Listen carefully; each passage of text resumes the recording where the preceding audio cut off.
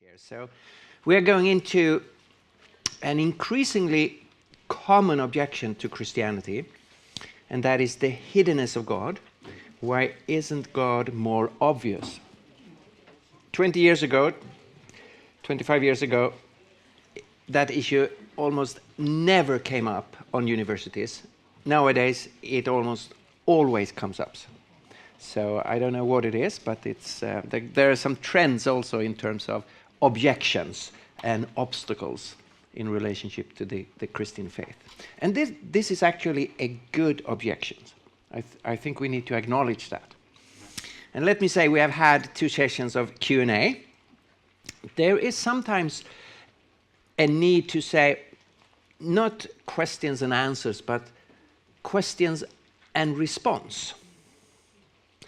On some issues, we can really give a good answer. If someone is asking, how can we know that there was an historical person, Jesus of Nazareth? We can give a really good answer because of the convincing historical material we have access to, the testimony of the Jewish historian Josephus, the testimony, the writings of the Roman historian Tacitus, and then, of course, the much earlier sources we have in the Gospels and in the letters in the New Testament. So it's a clear-cut answer, and all historians acknowledge there has been a historical person, Jesus of Nazareth. There are other issues where we cannot that easy give a clear-cut, just convincing answer. And it's better to say, well, that is a good question. I don't know fully the answer. But I can give a response how we as Christians process that question. Okay, so with that attitude, let us go into this issue. So what is the issue here? It's a number of famous atheists who is throwing the objection against us. Carl Sagan, he has written, God could have engraved the 10 Commandments on the moon. Then we would know he was there. Or he could have placed a 100-kilometer crucifix in Earth's orbit. So every day when we see the sun go up, just behind the sun there is this gigantic cross every new day around the Earth. And you can give 1 million of examples of how God could given us that kind of signs of his existence. Nietzsche, the German philosopher, the foremost critic of Christianity, he says this: all religions exhibit traces of the fact that they owe their origin to an early immature intellectuality in man. They all take astonishingly lightly the duty to tell the truth. They as yet know nothing of a duty of God to be truthful towards mankind and clear in the manner of his communications. That is his critique.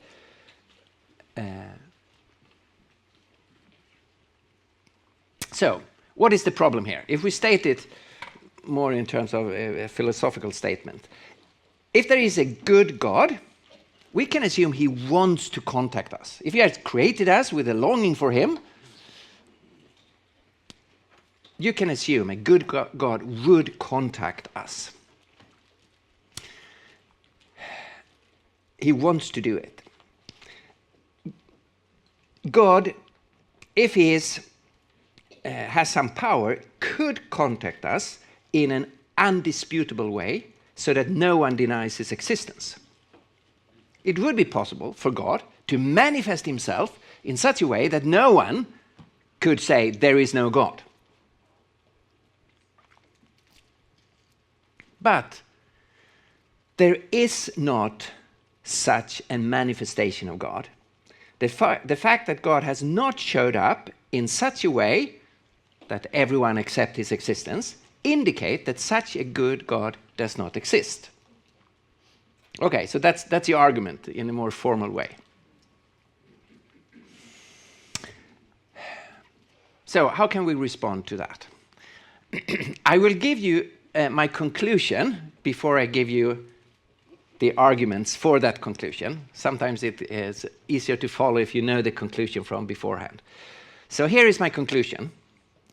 The reason why God has not done that is God wouldn't win anything by being more obvious.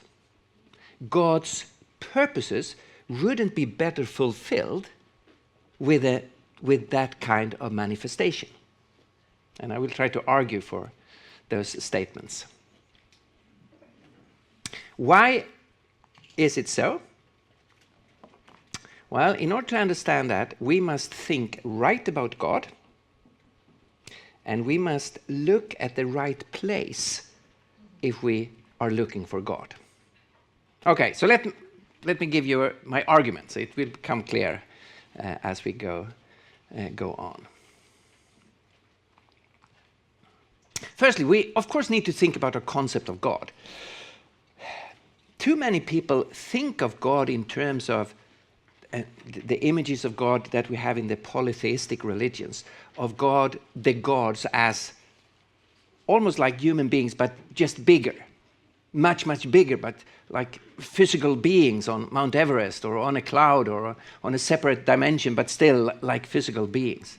But that is not at all what we think about God.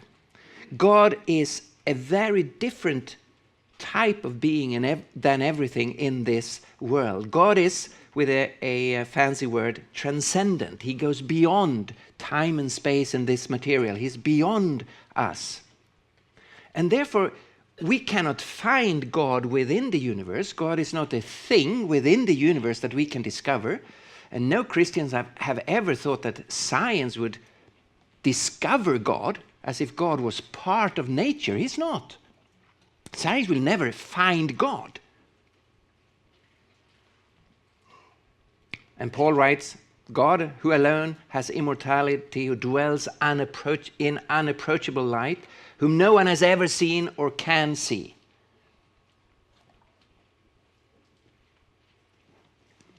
And of course, the Gospel of John says, no one has ever seen God, because he's not an object that can be seen by our physical eyes.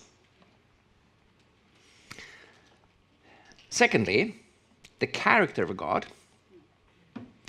We are convinced that God is a personal God. He is a moral God, a God of goodness, a God of holiness. His identity is a holy God. He is a consuming fire. Too few people in today's culture take that seriously. God's holiness in relationship to our brokenness and sinfulness and darkness. So people don't realize what a problem it would be if God showed up unmediated. Who would survive that confrontation? Who of us would survive that confrontation? That's why God says to Moses, you cannot see my face, for no one may see me and live. And live. No one can see me and live. And that's because we are sinful. So if God would go all in and confront us, whew, so people make it too easy to say, God, show yourself to me, not realizing what they are really asking for. Thirdly, even though God is transcendent, he is holy, he has chosen, according to the Christian faith, to reveal himself, to show himself in two different ways. The first way is through this created reality itself. This world bears the fingerprints of God.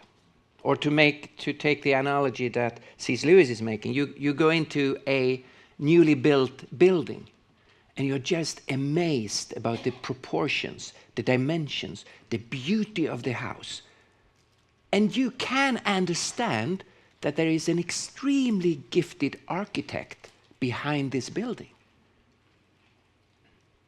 you don't see the architect. He's not there, and you don't see any part of him, but you see the traces of him, and you can realize this building has been in the mind of a great architect with a unique sense of proportions and dimensions and colors and material and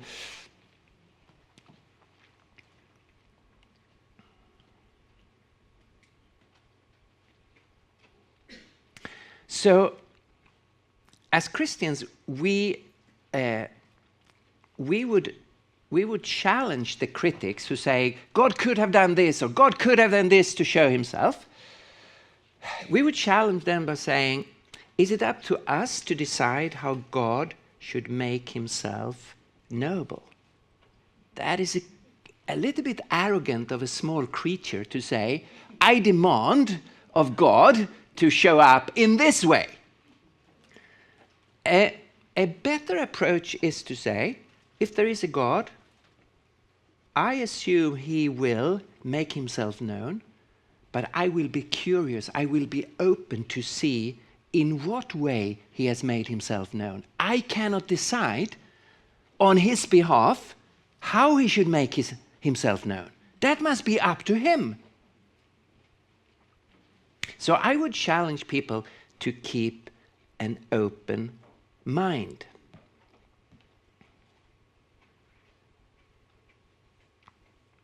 Now, if God has revealed himself through reality, so this created reality bears witness about him, there is, of course, a possibility that we still can miss it. What do you see in this picture? I'm missing something.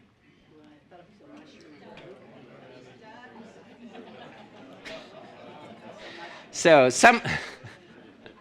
some of you see a rabbit, some of you see a duck, and some of you can shift between the two perceptions. But you're looking at the same picture. So there is a certain ambivalence. You see one thing on that and another thing on that, okay. So it's because of your perspective. So for those of you who cannot see the rabbit, I would say, take a new look. Maybe try to look at it from a slightly different perspective. It is there. Oh, I see it now. So I would say to atheists, okay, you don't see any traces of an intelligence in this world. You don't see any. You don't see a fingerprint of a creator. Well, take another look. Look one more time. We are a lot of people who are seeing the duck. C.S. Lewis says this: I believe in Christianity as I believe that the sun has risen, not only because I see it, but because by it I see everything else. So imagine that you are waking up in a hotel room, and there's just one window, and the window is toward the west. And still, you can know if the sun has come up. You don't see the sun. You cannot see the sun from your window. And yet you can be certain the sun is up. Why? Because through the light from the sun, you see everything else.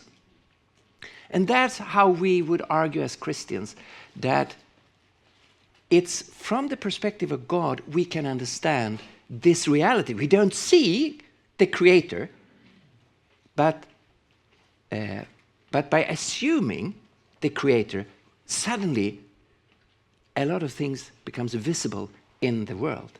If we if we want to say it more concretely, what I've been talking about now is that God has shown himself indirect through reality. If you're a theologian, you say through general revelation. That's the technical term. But for non-Christians, I would say he shows himself indirectly through this reality. How? That all cultures And the majority of human beings have had an experience of transcendence, of something that goes beyond this world. The sheer existence of the universe points towards a creator, the beginning of the universe, the design of the universe. And even more, I would say, human beings.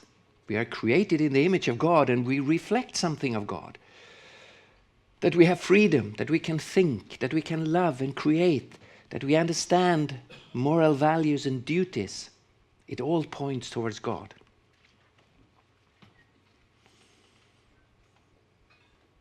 So we would say God is not hidden. He has revealed himself through reality. There are good and sufficient reasons to believe there is a creator God.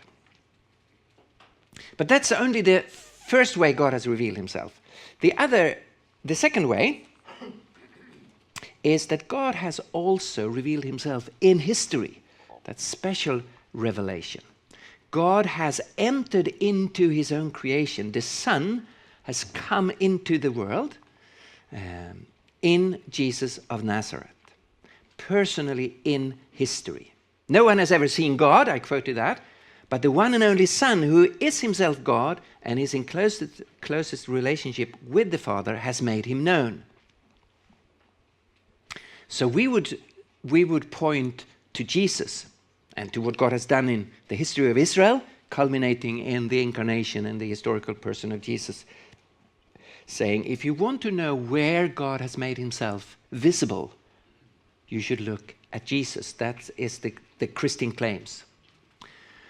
So I said it's important to know where to look for God. And we as Christians would say, ultimately, you should look at Jesus. He is the revelation of the Creator.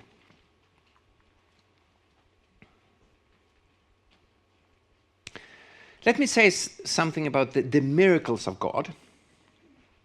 Those who say God could have put a cross in the orbit of the earth, or 1,000 different things, they are asking for some kind of supernatural demonstration of God's existence. But I think they often misunderstand the effect of that. So miracles have been an important part from God's side to confirm his existence and his intention. And if we think about the Gospels, we can see that Jesus made miracles that confirmed his claims of being the Son of God.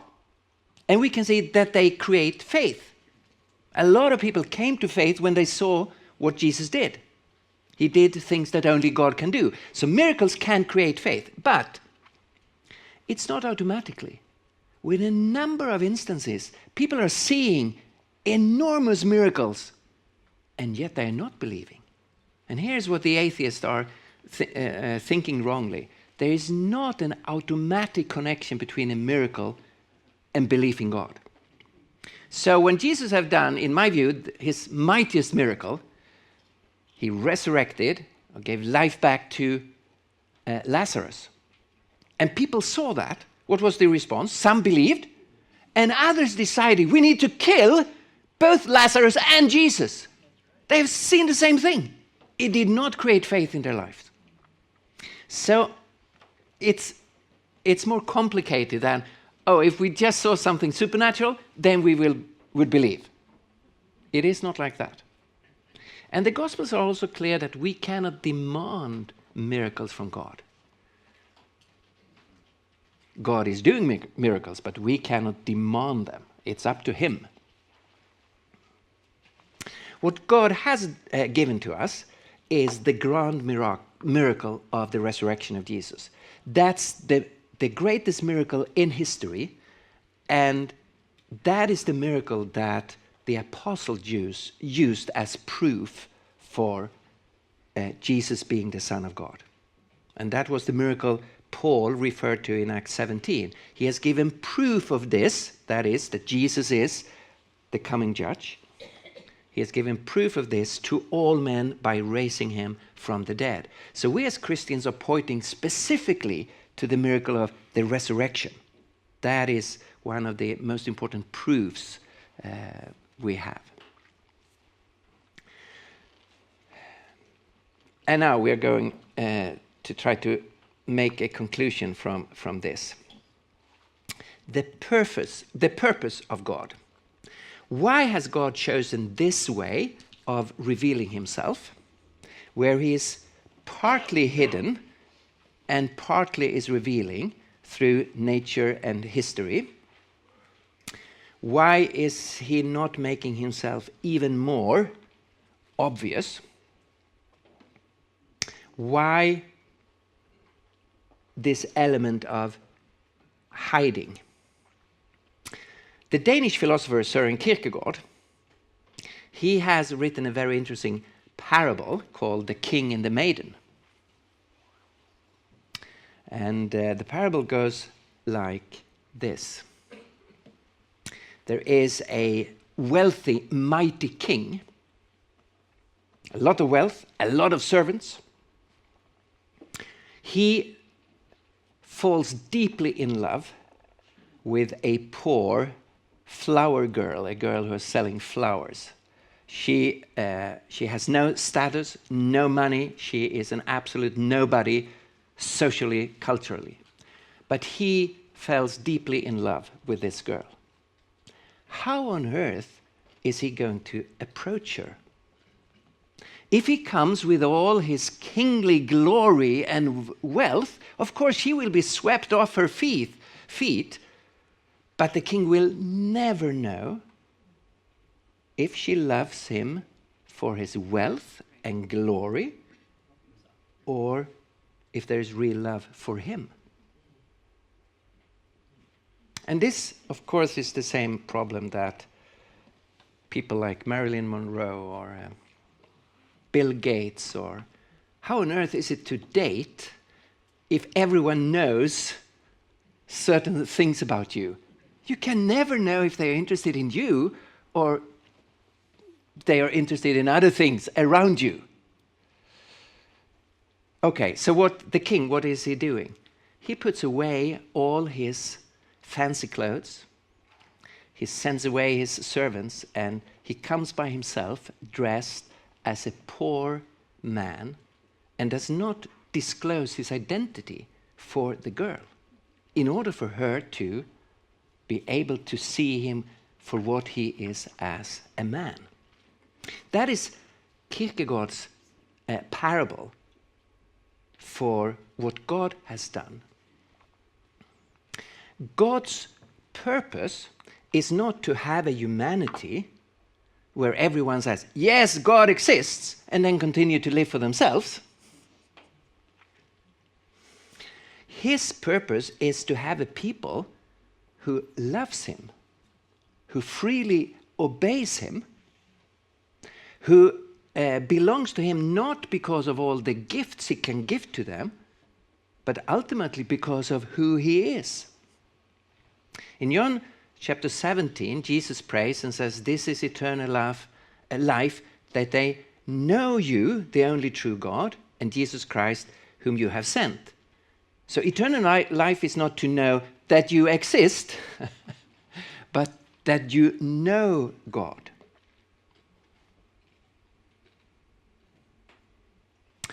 Jesus had an interesting prayer in Matthew 11, which is built upon this insight that love is at the center of the relationship between God and man. At this time, Jesus declared, I thank you, Father, Lord of heaven and earth, that you have hidden these things. So Jesus is not seeing this as a problem, and we have dealt with this as a problem in this whole presentation. Jesus praises God for the way he is dealing with us, that you have hidden these things from the wise and understanding. So for people who are building upon themselves, and reveal them to little children. Yes, Father, for such was your gracious will. So for people who are open for who God is, it's revealed, but it's hidden for other people. The French philosopher Blaise Pascal, he has written quite a lot about this. And here is his answer. God so regulates the knowledge of himself that he has given signs of himself visible to those who seek him and not to those who seek him not. That is his way to formulate what I have tried to present here. So God has revealed himself, and there is enough for everyone who is open to be known by God, but is ambivalent enough for the people who do not want to know God to say, I don't think there is enough for me. And it wouldn't have served God's purposes to make himself more clear than he has done. That is how, my response to this objection of God's hiddenness.